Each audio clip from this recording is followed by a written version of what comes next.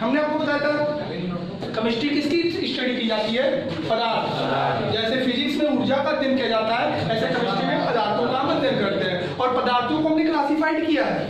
उसके अगर हम फेज को देखें, अवस्था को देखें, तो उसकी अवस्था पे पदार्थ 3 तरह का है, ठोस, द्रव, गैस, जिसको हम अलग अलग जगह पे पढ़ते हैं। ठोस अवस्था में ठोसों को पढ़ते हैं, वहीं पे विलयन, कोलाइडी विलयन में द्रव को पढ़ते हैं। 11th के कई क्लासों में गैसीय नियम, बायल का नियम, चार्ल्स का नियम, गैस संकट, पी बराबर एनआरटी, कुछ पढ़े हो? गैस को पढ़ते हैं। लेकिन हम लोग अगर उसके दूसरे क्लासिफिकेशन बात करें तो पदार्थ को गुणों के आधार पे बांटा गया है। किसके आधार पे? और गुणों के आधार पे पदार्थ 3 तरह का है। अवस्था पे भी 3 है, ठोस, द्रव, गैस।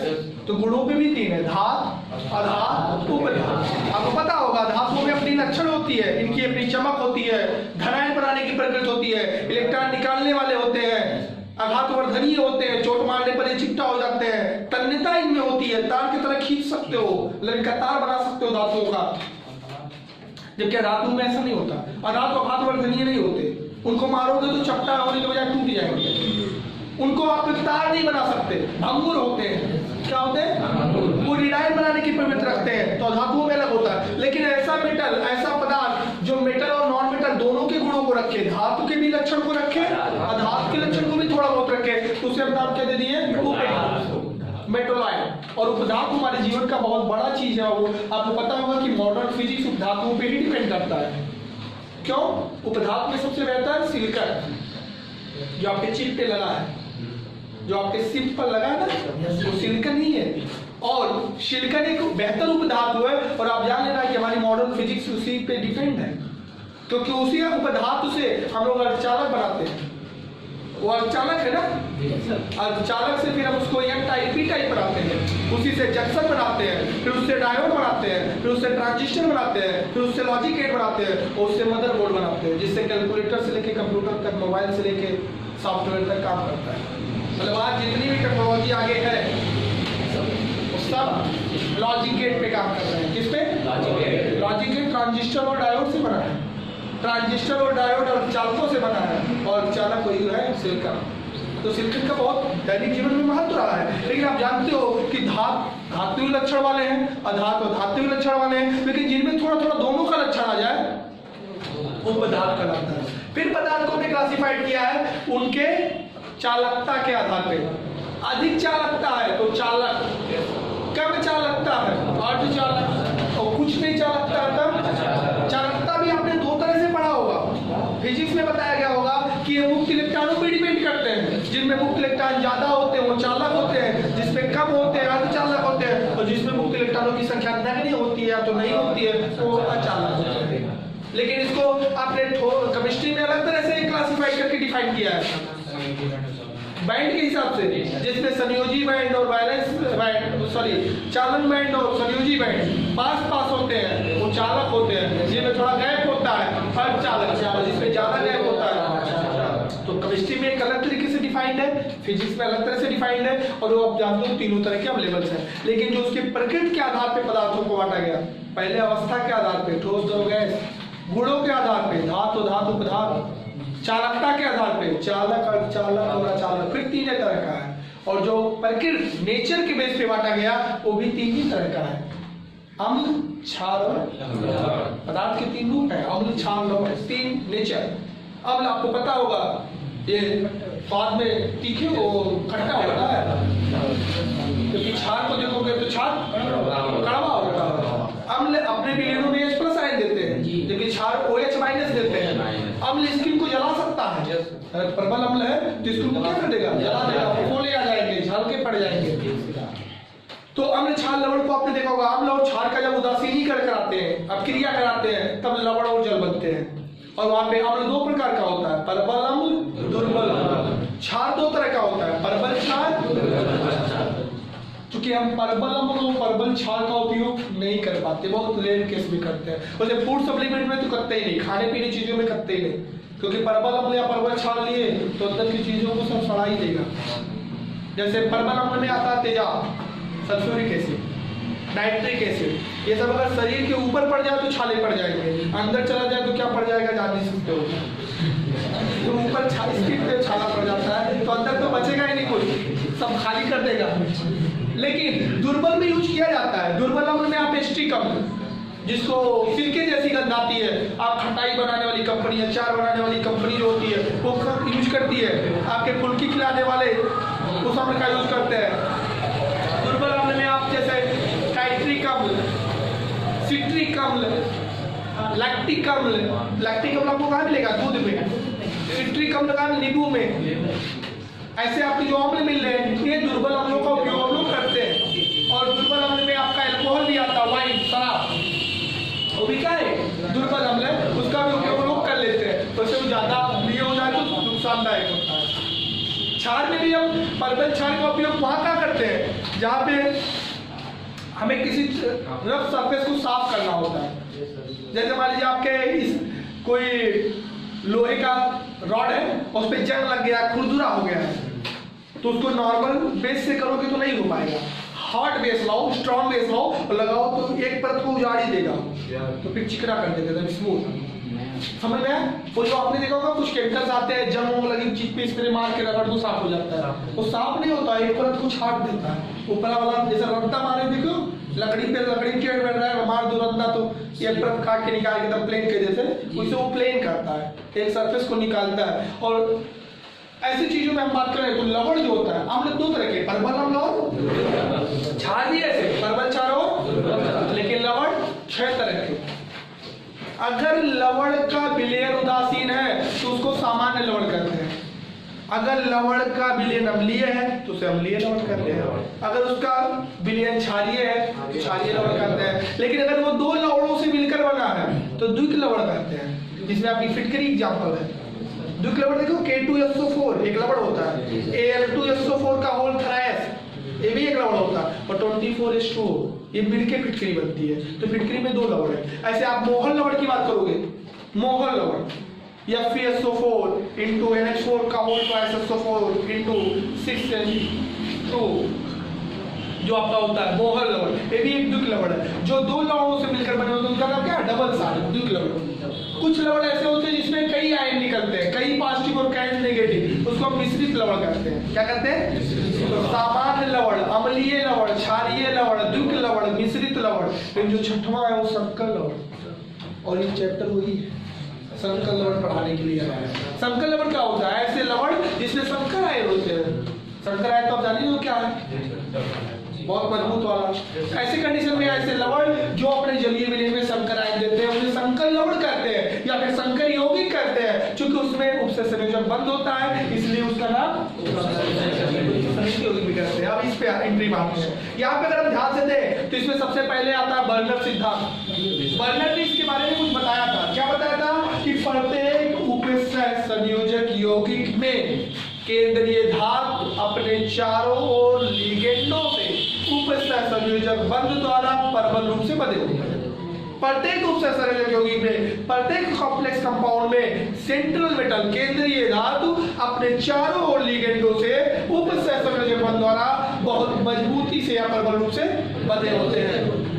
दूसरा इन्होंने बताया कि केंद्रीय धातु 2 प्रकार की संयोजकता देता है, एक प्राथमिक संयोजकता और एक द्वितीयक संयोजकता। तीसरे में इन्होंने बताया कि जो केंद्रीय धातु पर आवेश होता है वही है इसका प्राथमिक संयोजकता, और इसे आपसीकरण संख्या भी कहते हैं। चौथा इन्होंने बताया कि केंद्रीय धातु के चारों तरफ जितने दाता परमाणु, लिगेंडों के दाता परमाणु इलेक्ट्रॉन पेयर देते हैं उसे द्वितीयक संयोजकता कहते हैं, और इसे समन्वय संख्या भी कहते हैं। और 5वें पॉइंट में इन्होंने बताया कि प्रत्येक केंद्रीय धातु अपनी अस्थायी संरचना प्राप्त करना चाहता है, मतलब अपने बाहर 36 या अक्रिय तत्वों के स्ट्रक्चर को पाना चाहता है, जिसको भी इफेक्टिव एटॉमिक नंबर से निकाल सकते हैं। आगे हमने क्या पढ़ा? क्या होते हैं केंद्रीय धातु, और बहुत इजी केंद्रीय धातु। अच्छा पहले तो उपसय संयोजक यौगिक तो बता दिया, ये क्या है? उपसय संयोजक यौगिक क्या है बताएंगे। संकर लवण या संकर यौगिक को उपसय संयोजक यौगिक कहते हैं। इसमें केंद्रीय धातु लिगेंडों को उपसय संयोजक बंध द्वारा परबल रूप से बांधे रहते हैं, वही तो उपसय संयोजक यौगिक है। केंद्रीय धातु कौन है बताएंगे? वो डी ब्लॉक के धातु, जो डी ब्लॉक के धातु है इन्हें संक्रमण तत्व कहते हैं। कौन सा तत्व? डी ब्लॉक के तत्वों को संक्रमण तत्व कहते हैं। इनके पास वैकेंट ऑर्बिटल होता है, खाली रिक्त कक्षक होते हैं। ये लिगेंडों से इलेक्ट्रॉन लेकर संकुल आयन बनाते हैं। कौन सा आयन बनाते हैं? संकर आयन बनाते हैं। तो आप इस बात को बताओगे केंद्रीय धातु किसे कहते हैं? बताएंगे उपसंयोजक यौगिक में डी वाला आपका धातु केंद्रीय धातु की तरह कार्य करते हैं। ये संक्रमण तत्व होते हैं, इनके पास रिक्त कक्षक होते हैं और ये लिगेंडों से इलेक्ट्रॉन मांग के ले लेके उपसंयोजक पद द्वारा एक संकर आयन बना देते हैं। लिगेंड क्या होता है? इलेक्ट्रॉन देते हैं। केंद्रीय धातु कौन होता है? तुम से संयोजक यौगिक में जो लिगेंडों से इलेक्ट्रॉन लेकर संकर आयन बनाता है, जो लिगेंडों से इलेक्ट्रॉन लेकर संकर आयन बनाता है वो केंद्रीय धातु। और कॉम्प्लेक्स कंपाउंड में जो केंद्रीय धातु को इलेक्ट्रॉन देता है, जो भी आयन मूलक परमाणु और किसी इलेक्ट्रॉन पेयर अपने इलेक्ट्रॉन युग्म को केंद्रीय धातु को देकर संकर आयन बनाते हैं, वो क्या कहलाते हैं? लिगेंड। लिगेंड को कई तरह से क्लासिफाइड कर दिया गया है। जिस लिगेंड पे चार्ज नहीं होता उसे उदासीन लिगेंड कहते हैं। जैसे H2O कोई चार्ज नहीं है, NH3 कोई चार्ज नहीं है, EN कोई चार्ज नहीं है, CO कोई चार्ज नहीं है। लेकिन जिस लिगेंडों पे चार्ज होता है उसे आवेशित लिगेंड कहते हैं। तो लिगेंड दो तरह का, उदासीन, आवेशित। ऐसे लिगेंड जो न्यूट्रल होते हैं, उदासीन होते हैं, उसे उदासीन लिगेंड कहते हैं, इन पर कोई आवेश नहीं होता। और जिसपे प्लस माइनस आवेश हो, जैसे Cl पे एक माइनस होता है, Cl पे एक माइनस होता है, C2O4 पे 2 माइनस होता है, EDTA पे 4 माइनस होता है, ऐसे लोगों को आवेशित लिगेंड कहते हैं। फिर लिगेंडों को बांटा गया उनके दाता परमाणु पे। जिन लिगेंडों में एक दाता परमाणु होता है उसे एक दंती लिगेंड, जिसमें दो दाता परमाणु होते हैं द्विदंती लिगेंड, जिसमें तीन दाता परमाणु होते हैं त्रिदंती लिगेंड, जिसमें 6 दाता परमाणु होते हैं षष्ठदंती लिगेंड। लेकिन ऐसा लिगेंड जिसमें दो दाता परमाणु होते हैं लेकिन केवल एक ही परमाणु से इलेक्ट्रॉन युग्म साझा करता है उसे उभयदंती लिगेंड कहा जाता है, एम्बीडेंटेड लिगेंड। फिर हमने कॉम्प्लेक्स कंपाउंड में सेंट्रल मेटल निकालना, लिगेंड निकालना, प्राथमिक संयोजकता निकालना, सेकेंडरी बैलेंस निकालना, उसका इफेक्टिव एटॉमिक नंबर निकालना और साथ ही साथ आईपीएससी नाम लिखना भी सीखा। आईपीएससी नाम लिखने के तरीके थे, आपको 4 रूल हमेशा दिमाग में रखने हैं। पहले पॉजिटिव भाग का नाम लिखा जाएगा, फिर निगेटिव भाग का नाम लिखा जाएगा। दूसरा बात, जब आप कॉम्प्लेक्स पार्ट का नाम कर रहे होगे तो उसमें लिगेंडों का नाम पहले और केंद्रीय धातु का नाम। उसमें लिगेंडों में अगर एक से ज्यादा लिगेंड आते हैं तो उन्हें अंग्रेजी वर्णमाला के आधार पे क्रम दिया जाएगा। अंग्रेजी में जिसका अक्षर पहले पड़ेगा उसको पहले और जो बाद में पड़ेगा उसे बाद में लिखा जाएगा। केंद्रीय धातु का नामकरण करते समय हमें ध्यान रखना होगा कि वो पॉजिटिव भाग से आया है कि निगेटिव भाग से आया है। अगर पॉजिटिव भाग से आया है तो सिंपल नाम जैसे कॉपर, जिंक, एल्युमिनियम, आयरन। लेकिन अगर निगेटिव भाग से आया है क्यूप्रेट, जिंकेट, एल्यूमिनेट, फेरेट, ऐसा कुछ नाम लिखना पड़ेगा। और जैसे आप केंद्रीय धातु का नाम लिखोगे उसके तुरंत बाद रोमन संख्या में उसकी आखिरी संख्या अर्थात प्राथमिक संयोजकता लिखनी होगी। इसलिए हमने कुछ क्वेश्चंस कराए, कुछ नामकरण भी कराए थे और उसको आप रिवाइज भी कर सकते हो अपने नोट्स या वीडियो से। आगे हमने पढ़ा समावयवता। इनमें समावयवता होता है, ये लोग समावयवी होते हैं। हमने समावयवता आपको बताया था, ऐसे अणु, ऐसे उपसंयोजक यौगिक जिनके अणुसूत्र क्या होते हैं? समान होते हैं। ऐसे यौगिक जिनके अणुसूत्र समान होते हैं लेकिन उनकी संरचना सूत्र में भिन्नता होती है। ऐसे यौगिकों को समावयवी और इस घटना को ऐसे यौगिक जिनके अणुसूत्र समान होते हैं लेकिन उनके संरचना सूत्र या उनके परमाणुओं की आकाशीय व्यवस्था में भिन्नता होती है, ऐसे को समावयवी और इस घटना को समावयवता को हमने 2 प्रकार में बांटा, एक संरचनात्मक समावयवता और एक त्रिविम समावयवता। संरचनात्मक में अणुसूत्र समान होते हैं लेकिन संरचना सूत्र भिन्न होता है और इसमें अणुसूत्र और संरचना सूत्र दोनों समान होते हैं लेकिन परमाणुओं की आकाशीय व्यवस्था में भिन्नता होती है। फिर संरचनात्मक 5 तरह का रहा, आयनन समावयवता, जल संयोजन समावयवता, उपसर्ग संयोजन समावयवता, बंधन समावयवता, बहुलक समावयवता। जब अणुसूत्र समान होते हैं लेकिन उनके आयनों में भिन्नता होती है तो आयनन समावयवता।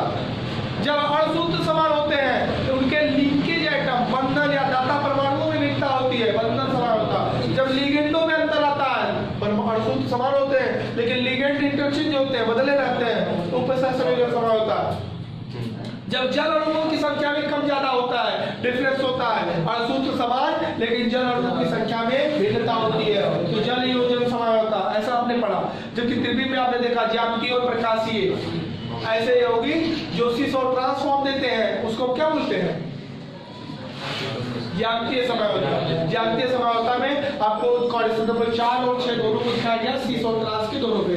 जबकि आपको अगला आया प्रकाशिक समझौता। प्रकाशिक में आपको LOD फॉर्म आया। हमने बताया कि जिस यौगिक के प्रतिबिंब एक दूसरे पे अध्यारोपित नहीं होते, जिन अणुओं का प्रतिबिंब अलग तरीके का जाता है, ऐसे को असममित परमाणु कहते हैं, और उन दोनों को आपको अलग अलग कर देते हैं, एक को L फॉर्म कहते हैं और एक को D फॉर्म। जैसे O का प्रतिबिंब O ही बनेगा,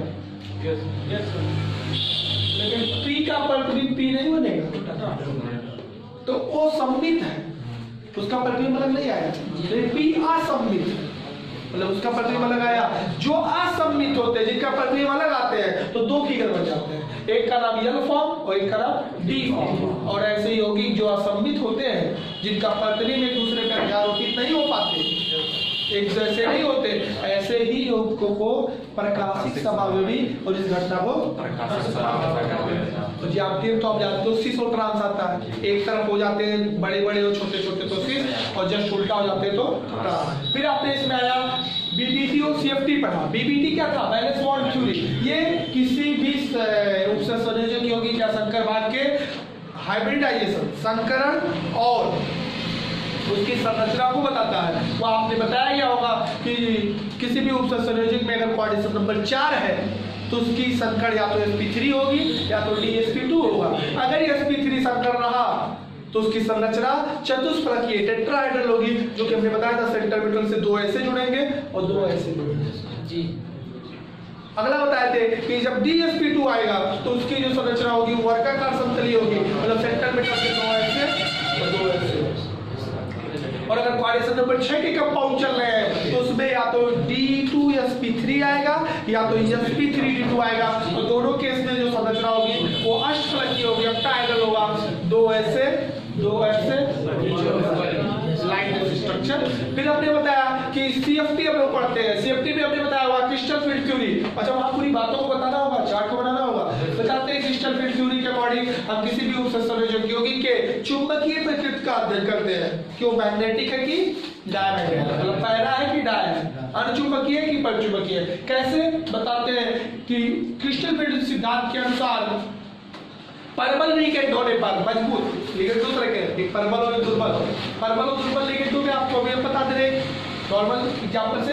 परबल लिगेंड वे लिगेंड होते हैं जो D कक्षकों को, केंद्रीय धातु के D कक्षकों को 2 अलग अलग स्तरों में तोड़ देते हैं, 2 अलग अलग लेवलों में, एनर्जी लेवलों में ब्रेक कर देते हैं, और उसके हिसाब से रूल से इलेक्ट्रॉन का उसमें फिलअप होता है। और अनपेयर्ड इलेक्ट्रॉन के होने पर, आयुग्मित इलेक्ट्रॉन होने पर वो अनुचुंबकीय होता है, और ना होने पर तो आप फिगर बनाओगे तो जान पाओगे। अच्छा, उसकी चुंबकीय आघूर्ण भी निकाल सकते हो। म्यू इक्वल टू फार्मूला बहुत पढ़े होंगे, रूट में n+2 Bm मात्रा जी सर, रूट में n और n+2 आयुग्मित इलेक्ट्रॉनों की संख्या, और उसमें 2 जोड़ के गुणा कर लेते हैं, और उसका मात्रक Bm होता है, बोर मैग्नेटार। तो चुंबकीय आघूर्ण को भी ज्ञात कर पाओगे। उस फैक्ट को आप बताओगे कैसे? क्रिस्टल फील्ड थ्योरी के अकॉर्डिंग, क्रिस्टल क्षेत्र सिद्धांत के अनुसार परबल लिगेंडों की उपस्थिति में D कक्षक 2 अलग अलग स्तरों में क्लासिफाइड हो जाते हैं, जो हुंड रूल से ही इलेक्ट्रॉनों का वितरण होता है। और आयुग्मित इलेक्ट्रॉन होने पर यह अनुचुंबकीय होता है, जबकि आयुग्मित इलेक्ट्रॉन ना होने पर यह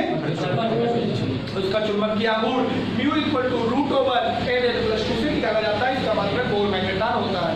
परबल और दुर्बल लिगेंड अलग होते हैं। वो 2 लिगेंडों का क्लासिफिकेशन जैसे हमने बताया, उदासीन और आवेशित। चार्ज है तो आवेशित, नहीं है तो उदासीन। दाता परमाणुओं पे 1 दंती, 2 दंती, 3 दंती, षष्ठ दंती, उभय दंती, ऐसे इनका परबल और दुर्बल भी है। परबल लिगेंड वे लिगेंड होते हैं जिनके पास अपनी स्प्लिटिंग करने की एनर्जी ज्यादा होती है, कैपेसिटी ज्यादा होती है, वो उसको जल्दी उसको डिवाइड करा देते हैं। D के जो 5 कक्षक है, 2 ऊपर 3 नीचे, या 3 ऊपर 2 नीचे करा देते हैं। जबकि जो दुर्बल लिगेंड होते हैं वो जैसे CN एक परबल, CN क्या है? थायराइड वाला, CO कार्बोनिल वाला, ये भी एक परबल लिगेंड है, ये कराएगा। जबकि जैसे H2O, Cl, ये सब दुर्बल, ये लोग नहीं करा पाएंगे। दुर्बल और प्रबल का मतलब होता है एक्साइटेशन एनर्जी से, उत्तेजित करने की एनर्जी से। जैसे आपको पता होगा कि हम लोग भी अपने लाइफ में एक्साइटेड एक्सटर्नल सोर्सेस से ही होते हैं, लिगेंडों के थ्रू होते हैं। जैसे अगर सपोज कर लो आपको